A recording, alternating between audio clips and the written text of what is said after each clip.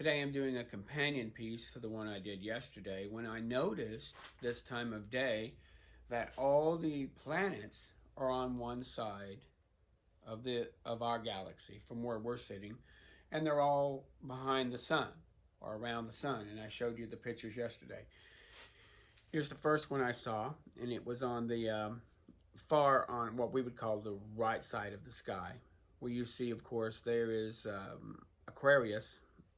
Let's went down a little bit, and you have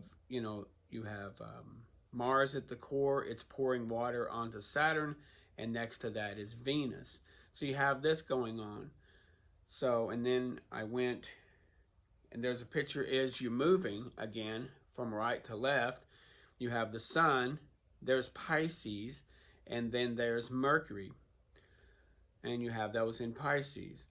And then as you look even further, you will see Jupiter is in, there's Aries, but Jupiter is right in the cusp of Aries right there. So you're looking at this in the sky, and you're looking at it from, in English, we read from left to right, but on the other side, in the eastern part of the world, many of them read from right to left. And I believe that many of this, there's a tradition to that, because when the Babylonians and when the Magi, when those that were taught by Daniel were looking up into the sky to see when the Messiah would be born, I believe they would look into the sky and they would see things. And I'm going to go ahead and use some supposition that, like all of us, if I gave you a newspaper, you would automatically look to the left, to the right. Well, if you're in the eastern part of the world, in most cultures, you'd automatically start reading from right to left. So using that as a template, I was looking at this from right to left and seeing if it told a story. There's another one I wanted to point out with the moon. The moon was on the other side, on the west side, and the moon was right on the branch that's being held in the hand of Virgo, which is the Virgin. Once again, this is not the Virgin Mary from Catholicism. This is the Virgin that's talked about in Isaiah. This was the original Virgin Mary, but also the promise of a virgin bringing, that this would be a virgin birth. It's not pointing to the person, but to what happened, and that Christ was virgin born. So we look at all these things and we wonder what we're looking at. And so I've been praying about it for a day and thinking about, what this could mean. And I started putting together some ideas in my head. Because when you look at any language, what you see is a bunch of words, especially if you're just learning it. And the words, especially when those of us that have gone back to the Greek or looked at the Hebrew for a passage, and you kind of have to go, okay, the word sentence, the structure is different. They'll have the adverb after the verb, or they'll have the adjective connected to the noun, or the noun, this whole noun, verb, adjective, adverb thing that we do in English. You kind of have to go and kind of sort it all out and get a feel for the language and get a feel for the structure. And so we have to kind of do what's called as an interpretation. Now, here I wanted to try to tell what I believe is a good interpretation of these stars. And these stars are here telling this message also at a certain time where all eyes are on what's going on in the heavens, what's going on above, and how does that relate, and how does that fit with what Jesus taught in Matthew 24 and also in Mark 13. Many of these places where he taught about wars, rumors of wars, all this end time stuff. So I was going to go over what I think this is saying. And to understand the language of God in the heavens, and how he's making a sentence, he's telling a little story, giving a message, but to us the words might seem a little jumbled. I mean, in our own English language, if I took the word rock, well, what does that word mean? Well, it depends on the context of what I'm talking about.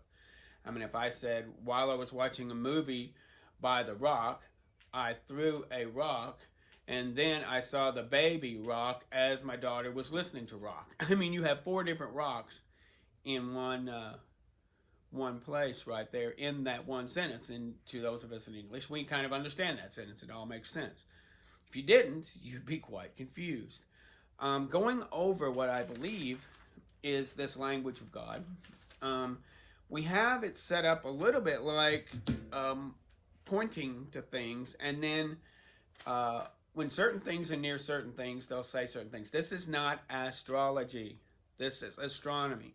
But also, I believe this leads into what the Magi would have used to look at the stars, to look at what was going on, and to see things and to understand.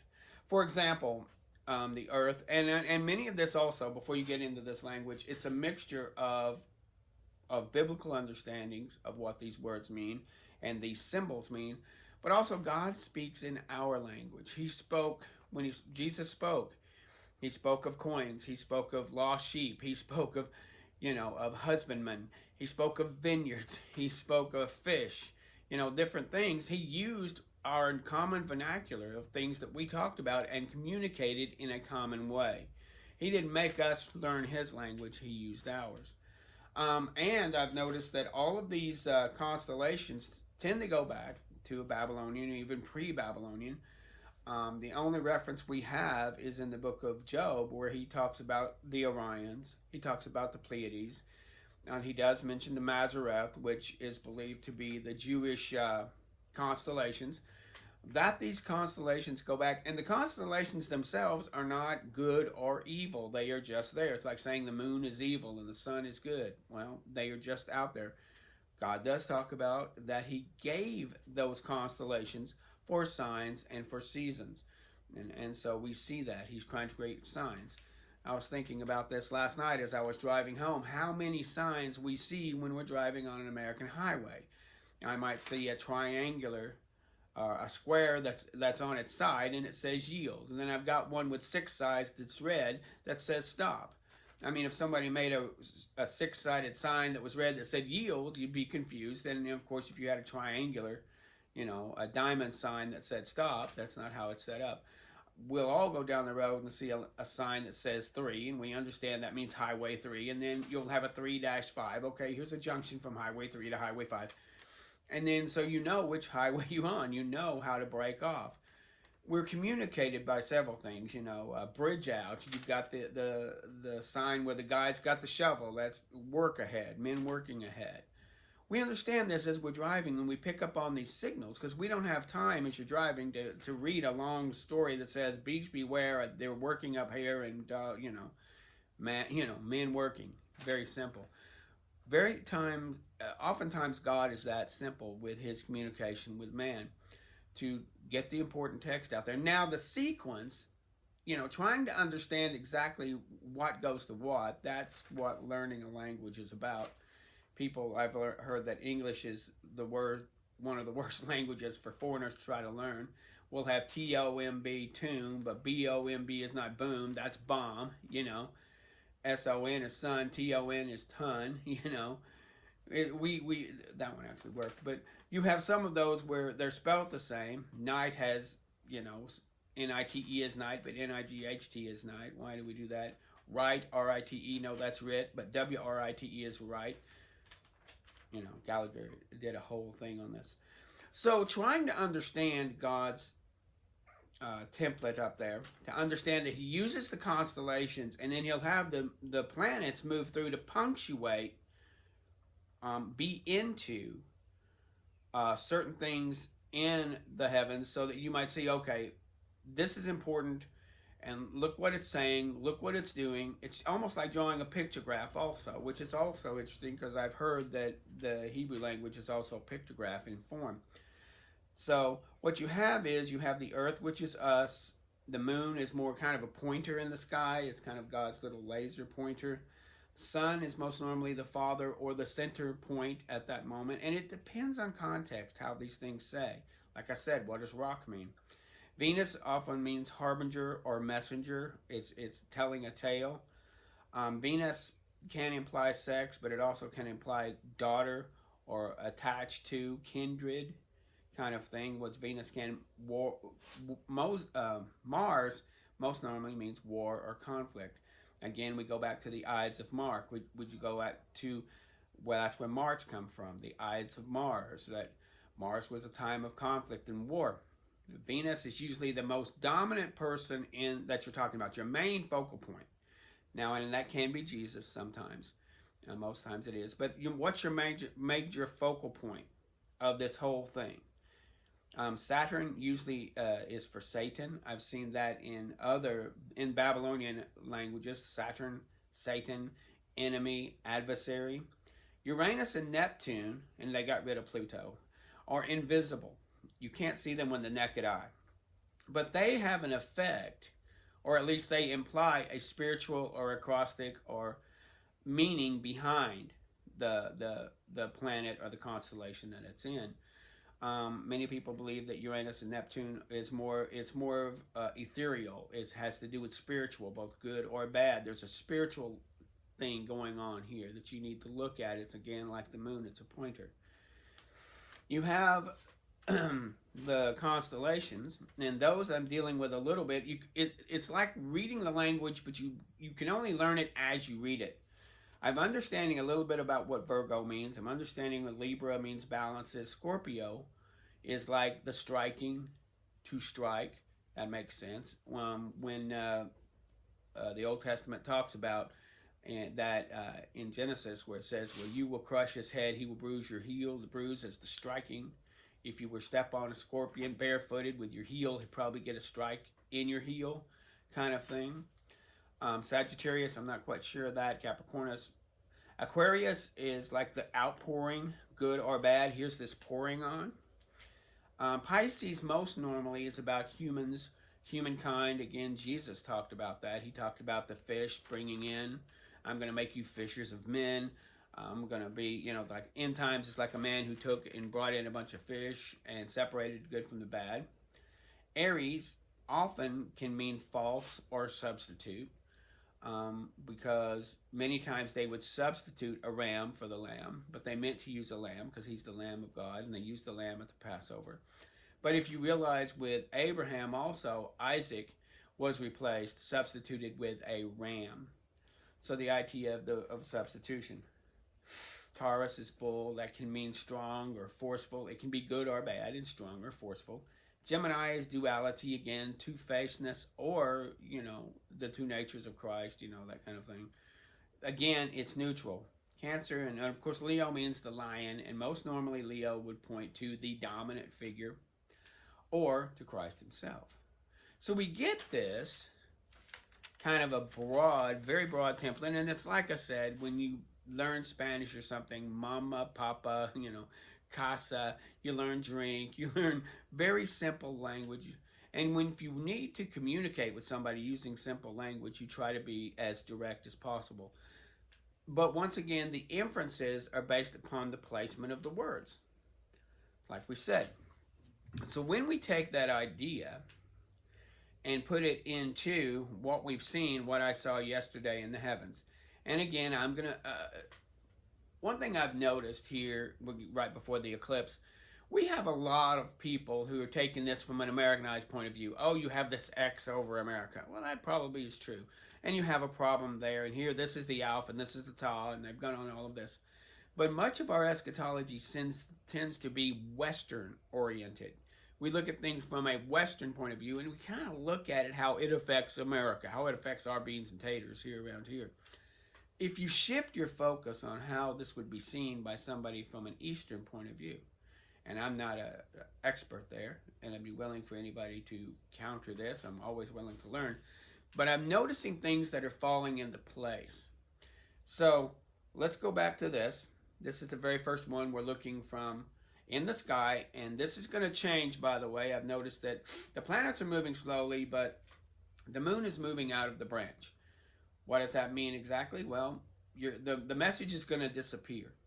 Just like, a message will be there for a time, and then slowly the parts will disappear and maybe spell something else as they're going through the heavens. So we get to see where the planets are. And, the randomness of these planets also, that they would be in there doing their little things. I'm still astounded that they're all on the other side. They're all grouped together as if they're pointing to certain things. Now, you can take it or leave that if you want. But all the planets are on the other side of the sun.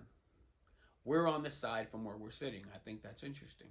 But going back to, here is, again, going across from right to left, we have what we call Aquarius. I'll call the water bearer. This can be good or bad.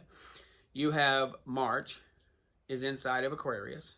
Maybe this happens every year. I could be making something much ado about nothing, but you have Mars, which is war, conflict, and you get Saturn's being poured on, and that's the enemy, and then you have Venus, which means daughter or kindred, and Venus is closer to Saturn. So in this, you could interpret this kind of two ways. Either Venus is is kin to Mars and is in conflict, and they're kind of on two sides. But you could also say, because Venus is closer to Saturn, that Venus is a kindred of Saturn.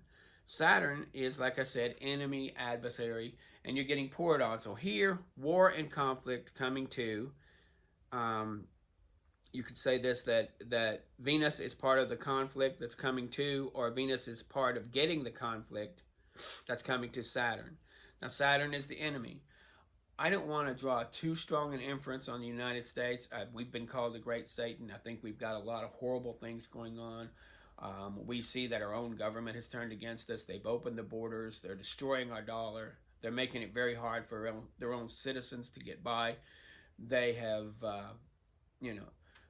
seems like they're passing laws that are just destroying this country, giving away our tax dollars, not helping out with infrastructure and sociological needs. Here we've got thievery, legal thievery in our major cities. We've got homelessness. We're destroying families with all the pressures that are on. So I could see where that could either be, United States in general, or the whole world, because the world is also chosen to be the enemy of God. I'm going to leave that one kind of open. But war coming to the world in conflict, and with the daughter. So if this is the daughter of Saturn, then that could be Israel over there, because Israel is kind of United States light. They have their Judaism and stuff, but they're also very, very secular. Kind of like the times of Manasseh and Amnon, the times when they had kings and governments that were not following Jehovah. That's kind of where we're at. They're more secularized. Yeah, they might give him some lip service or a wink now and then, and we don't, So I see that because Venus is closer to Saturn, that Venus is the daughter of Saturn, and Saturn could be the world, but it also could be conflict in the United States. And believe me, the way the geopolitical is, we're all on a string. If you know anything about what's going on with the red heifer, that could ignite something, that could ignite something, that could ignite something. So we see that. Then we move to the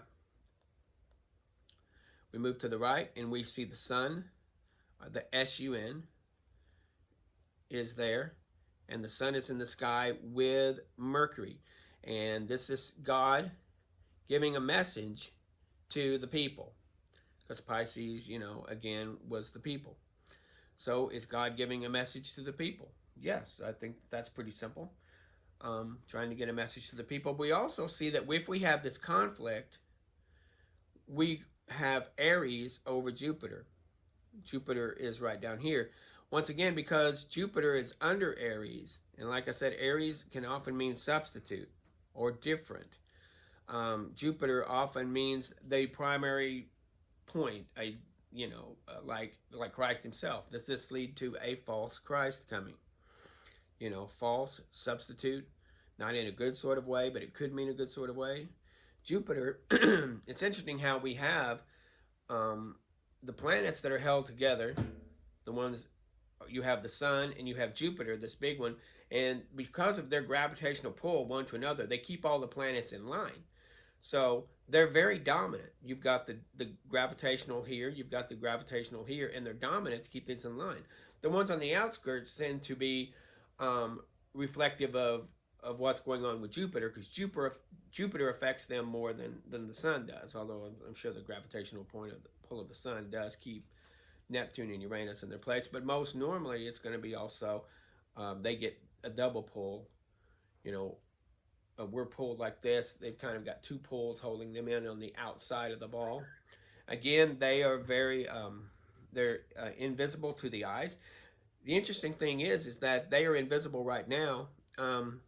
Uranus is behind Jupiter. You can't see it on this picture, which could mean there's something spiritual going on in the background. Something's going on in the spirit world about this substitution. And again, this fits much of the eschatology that we learn. I'm trying not to make this fit, but it just fits real well.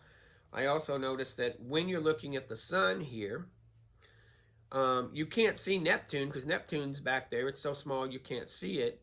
But here it is. Something is going along in the background with the sun. So we have a spiritual thing going on with the sun. We have a spiritual thing going on with Jupiter.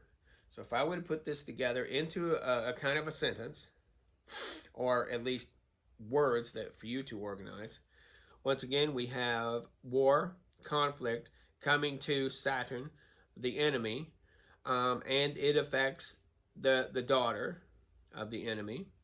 And then we have this as a message from God to the people through the messenger. And then we are going to tell you that there's going to be coming a false leader who will be very strong. Now, this, again, sounds like Matthew 24. It sounds like, Mark 13. It sounds like what Jesus was saying. Is this right? Does it fit? I don't know. It just makes sense to me. And you're going to have these things moving out. I do have the moon is moving away from the branch. So the time to look at these is moving away. As these things move away, all of a sudden the message will be coming out of focus. And like I said, the moon is like these pointers that somebody will use. Look at this. And the moon will move more in the constellations faster. The other planets aren't moving as fast. I mean, relatively speaking. It's moved from here. You'll see it's covering the branch to, this is one I took this morning. Here, it's now leaving the branch. So, are we pointing to the branch? This is important. So, I just wanted to throw this out there. Let people kind of take a look at it. Decide if it means anything to you. Decide if it makes any sense. All I'm saying is I'm going to be watching the stars and seeing what goes on and seeing if there's any other messages going on through the rest of the year. But this makes sense. Get yourself the phone. Get yourself the Skyview light. It's for free. Look around. See what you think. That's all I'm saying. See what you think. Thank you.